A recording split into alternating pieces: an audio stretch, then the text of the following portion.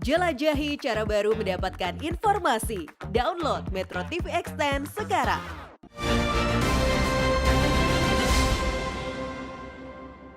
Dipersembahkan oleh Anda datang ke Sekjen minta kursi menteri kalau Pak Ganjar menang. Tentu saja kami kaget. Karena tidak ada yang bisa menggaransi itu, bahkan Ibu Megawati. Kenapa? Karena itu adalah hak prerogatif Presiden. Dan kami dengar kabar-kabarnya nih, katanya Ketua Prabu itu dapat proyek dari Kemenhan 200 miliar. Betul nggak itu? Saya sebagai teman prihatin kalau itu tidak benar. Kalau benar bagus, kerjakan dengan baik, jangan bermasalah hukum, dan mudah-mudahan itu membantu Anda menyelesaikan masalah-masalah Anda. Ya bro? Budiman, Anda sakit hati dengan PDIP karena tidak diberi jatah menteri. Yang kedua, Anda dikasih proyek 200 miliar dari Kemenhan. Ini menarik. 2015 saya pernah dipanggil Pak Joko Widodo ke istana. Waktu itu Pak Jokowi bilang, ini mau ada reshuffle. Oh ya Pak, saya sudah bilang ke Ibu, tapi belum ada green light. Oh ya, apa Mas Budiman minta izin ke Ibu dulu. Mas Budiman yang disuruh minta izin? Waduh Pak, saya ini nggak biasa minta-minta jabatan Pak. Waktu saya dulu DPR, nyalonkan jadi anggota DPR aja, saya dapat penugasan, bukan minta. Waktu itu dipanggil Mas Pramono Anung jadi sebagai sekjen PD Perjuangan untuk nyalek. Jadi kalau saya minta-minta rasanya saya nggak biasa. Terus kapan dipanggil lagi juga mau ada reshuffle ke rumah beliau, rumah Pak Jokowi, di rumah beliau di Sumber di Solo. Saya sudah sempat sampaikan, tapi nampaknya belum ada green light dari Ibu gitu. Nggak apa-apa Pak, saya nggak jadi menteri aja, saya pakai istilah ini, nggak paten kalau bahasa Jawanya bilang gitu ya. Artinya ketika Pak Jokowi bahkan menganjurkan minta izin ke Ibu, saya tidak lakukan itu. Dan saya tolak. Saat Januari 2023 ketemu Presiden lagi itu ada apa Mas? Tidak ada bicara. Bukan soal menteri? Bukan, kalau itu ada kita lagi menyuarakan tuntutan demo kepala desa untuk revisi undang-undang desa. Kedua, udah soal menteri ke Pak Hasto ya. Ini menarik justru. Saya pada waktu itu ngajak diskusi sejumlah kepala desa ke kantor pribadi Pak Hasto. Tapi waktu itu pada pertemuan berikutnya saya nggak bisa datang, tapi mereka bertemu dengan Pak Hasto langsung. Justru yang menarik saya, karena nggak ikut pada pertemuan itu, dari kepala desa mengatakan pada saya, Mas, aku tadi ngobrol-ngobrol dengan Pak Hasto bilang, ya udah nanti kita akan dorong Mas Budiman jadi menteri desa. Dari kata-kata Pak Hasto ya. Bahkan waktu itu saya tidak minta, justru Pak Hasto yang berbicara sama teman-teman kepala desa itu. Jadi bukannya Anda yang minta jatah menteri meskipun hanya 3 bulan? Bahkan itu tidak ada itu. Itu kata-kata 3 bulan, satu itu. Kedua, soal tadi kalau Pak Ganjar jadi presiden, saya minta menteri gitu ya. Terus saya katakan, bahkan itu tawaran dari Pak Hasto. Jadi Pak Hasto yang menawarkan kan? Menawarkan. Artinya Pak bicara, nantilah udah pokoknya kalau Ganjar menang, mungkin kamu bisa jadi, malah yang menarik. Kenapa persis bisa kalimatnya. Kalimatnya malah nanti bisa jadi Wamenlu, Wakil Menteri Luar Negeri. Itu kalimatnya Pak Hasto sendiri. Dalam konteks apa Pak Hasto menawarkan itu? Ya, waktu itu yang ngobrol-ngobrol aja, kita ngobrol-ngobrol. Pada waktu saya diajak ngopi-ngopi, setelah saya dari Kertanegara, kita ngobrol, klarifikasi santai, kemudian nggak ada tegang, biasa aja ngobrol sama teman. Ya nanti, ya beliau mengatakan lah, kira almost impossible untuk menyatukan Pak Prabowo dengan Pak Ganjar atau PD Perjuangan dan Gerindra. Pak Hasto bilang itu.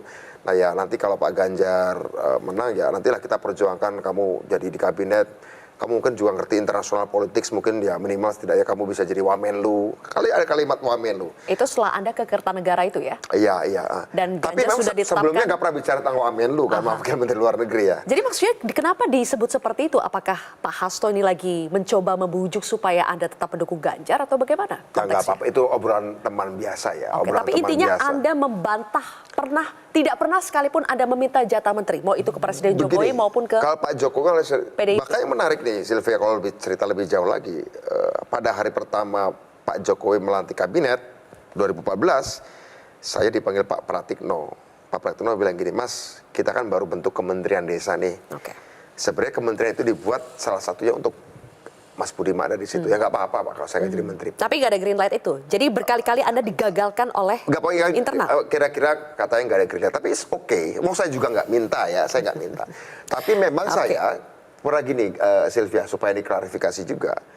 Saya pernah ngomong ke Pak Hasto, ngomong kayak gini, Bung, ini saya bilang Kementerian Desa ini menurut saya atau harus PDI Perjuangan atau Kementerian Sosial, kementerian yang berkaitan dengan kerakyatan lah ya, bukan cuma desa. Karena kita ini banyak kementerian-kementerian berkaitan dengan rakyat ini kok bukan PDI Perjuangan. Sayang menurut saya harus diisi oleh PDI Perjuangan. Kerakyatan ya. Oke. Bahkan Pak Hasto malah menarik. Saya pernah ketemu Ibu Mega di rumah beliau sebelum Bu Mega keluar. Sebelum Ibu Mega keluar menemui saya, Pak Hasto menemui saya dulu. Aku udah bicara sama Ibu, kamu nanti jadi wakil kepala BRIN. Kapan itu? Itu sekitar bulan, aduh agak lama itu ya, tahun lalu. 2022 juga tidak clear, 2022. Bahkan saya waktu itu nggak bicara BRIN ya. Kenapa sepertinya selalu ada tawaran-tawaran buat Anda padahal Anda mengaku tidak minta? Atau mereka justru membaca Anda nih sepertinya mau gitu loh? Nah, kalau minta saya pernah ngomong, kalau suatu saat ada reshuffle, kita harus pegang kementerian kerakyatan. Oke. Dan aku di desa. Tetapi saya tidak pernah mengatakan itu berkali-kali. Setelah itu, saya sekali, tapi itu udah lama sekali. Mas Budiman benar berarti pernah meminta sekali. Tapi ya sekitar tahun yang lalu atau 2 tahun yang lalu. Oke. Tapi setelah itu muncul tawaran lain kan. Oke. Wakabrin. Baik. Berarti Jadi saya ralat ya, kemudian berarti Mas Budiman pernah meminta sekali. Enggak, ini jangan di itu. Konteksnya harus diletakkan dalam konteks bahwa saya pernah ditawari untuk Wakabrin, Kepala BRIN. Anda pernah ditawari beberapa posisi? Kemudian Pak Hasto bicara juga kepada kepala desa. Oke. Bahkan itu sebelum saya minta ya, ya. Tapi yang terucap dari mulut Anda hanya sekali? Hanya sekali, itu pun 2 tahun yang lalu. 2 tahun yang lalu, oke. Itu pun 2 tahun yang lalu. Tapi ingat ya, Sylvia, it didn't change my position at that time. Posisi saya pada waktu itu ya ketika tidak terjadi ya it's okay, nggak ada masalah. Karena bahkan sejak 2014, 2015 itu pun tidak mempengaruhi posisi apapun. Bahkan terakhir ketika saya bertemu Pak Hasto, setelah saya bertemu Pak Prabowo, Pak Hasto bilang nanti Pak Ganjar bisa mendapatkan, kita berjuang untuk menjadi wakil menteri luar negeri, pun saya tidak berbicara soal itu. Artinya sudah saya lupakan agenda itu. Oke, bagaimana dengan agenda Anda dapat proyek Ketua Prabowo dikasih proyek 200 miliar dari Kemenhan? Itu nanti biarkan ke Ketua Prabowo, karena bagian juga kan dia punya aktivitas sebelum bertemu saya, ya, bahwa dia pebisnis atau enggak. Tapi saya pernah tanyakan, memang beliau bilang tidak ada sama sekali, karena memang beliau bukan pebisnis atau industrialis perusahaan industri pertahanan. Setahu saya bukan. Jadi Ketua Prabowo Saudara Arvindo Noviar, setahu saya bukan bagian dari korporasi bisnis industri pertahanan. Yang saya tahu ya dia ya aktivis saja begitu. Jadi saya sudah tanyakan tentang isu itu dan tidak ada sama sekali. Dibantah sama sekali, dan saya kira karena ini berkaitan dengan dia, silakanlah dia membantahnya, bukan saya. Bagaimana dengan isu lainnya, Mas Budiman? Anda disebut dalam tanda kutip tidak tahu diri, padahal selama ini PDI Perjuangan sudah membantu untuk melunasi masalah-masalah finansial Anda. Kita simak lagi pernyataan dari Deddy Sitorus. Kita tahu siapa Anda. Anda punya banyak masalah di bidang keuangan, Anda punya ambisi. Padahal bertahun-tahun kita banyak mengurus Anda, sekjen langsung, utang-utang Anda kita beresin yang begitu besar, miliaran, tapi ya ternyata tidak ada artinya buat Anda. Membantu melunasi miliaran utang-utang Anda, tapi sekarang Anda tidak tahu diri lah, kurang lebih seperti itu. Utang apa nih, pribadi atau karena saya dengar dalam berita ya, katanya berkaitan dengan bukit algoritma yang saya kerjakan atau apa? Itu tadi disebut utang miliaran. Tidak dijelaskan itu apa, pribadi atau korporat, kita tidak tahu. Kalau gini, ini soal pribadi ya. Soal pribadi ya biasa. Kalau saya pernah pinjam hutang, ya sebagaimana juga itu, tapi tidak sampai miliaran ya. Dan nggak sampai miliaran, karena saya bacanya itu dikaitkan dengan bukit algoritma. Menurut saya nggak ada ya, kalau soal berkaitan dengan kerjaan saya yang lain ya. Jadi kalau angkanya ya biasa saja. Saya mungkin Zilvi juga pernah pinjam, mungkin ya, saya nggak tahu ya. Kita punya masalah saya pribadi yang menurut saya terlalu kecil untuk membuat saya berubah secara politik. Saya ada banyak masalah yang lebih besar daripada sekedar urusan-urusan pribadi seperti itu ya. Dan itu tidak pernah mengubah hal yang sifatnya strategis dalam pikiran saya.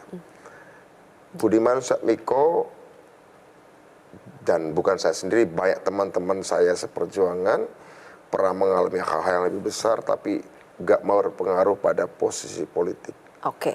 Artinya gini, ada orang-orang yang mungkin hidupnya selalu berubah secara drastis karena dipengaruhi hal-hal yang personal.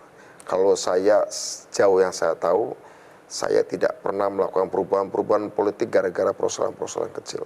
Anda ingin katakan bahwa perubahan sikap Anda ke mendukung Prabowo ini Tidak ada hubungannya sama sekali. tidak ada transaksional di balik itu? Saya, begini, saya 10 tahun di DPR, Silvi. 10 tahun di DPR, saya ada di posisi pernah memimpin salah satu pansus undang-undang yang banyak berbicara soal alokasi uang puluhan triliun untuk desa. Dan untuk undang-undang strategis itu, saya tidak mengambil 1 rupiah pun. Kedua, saya pernah di Komisi 2 yang kemudian pernah terlibat isu IKTP.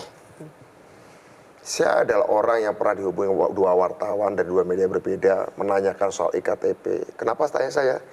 Karena kami dengar Anda salah satu dari sedikit anggota Komisi 2 yang tidak terlibat. Oke. Oke, kita kalau bisa pribadi ya. Baik. Kalau kita bisa pribadi, oke. Kalau bisa pribadi. Aha.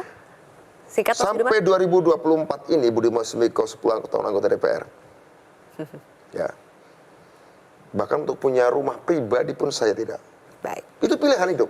Ya, karena saya punya rumah mertua yang kemudian menjadikan saya. Tapi intinya gini, kalau sekedar aktivitas politik saya hari ini kemarin di DPR, sebelumnya di Orde Baru menjadi aktivis, kalau ukurannya soal material, itu terlalu kecil.